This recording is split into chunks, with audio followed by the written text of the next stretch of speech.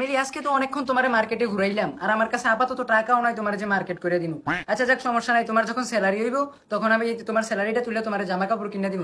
এখন তুমি বাসায় যাও, আমি বাজার থেকে একটা ঘুরান দিয়ে আসি। আচ্ছা ঠিক আছে। That was legitness. Yeah. ইসরে চামিলি হঠাৎ আমার এই কথা জিজ্ঞেস করলো কেন? তাহলে কি ও আমার অবৈধ সম্পর্কের কথা জানা গেছে? যাই মর্জিনের সাথে দেখাটা কইরি। আজকে হয়তো দেরি করতেছে কেন বুঝলাম না, ওর জন্য কি প্রতিদিন ওয়েট করবো নাকি? এ মর্জিনা, বিশাল কারবার তো হয়ে গেছে। কি হয়েছে তোমার, তুমি এত আপসেট কেন? তো আপসেট হমু না। আজকে আমার চামিলি কি বলছে জানো? বলছে যে তুমি কি আমাকে আগের মতো ভালোবাসো না, তুমি আমাকে আগের মতো কেয়ার করো না।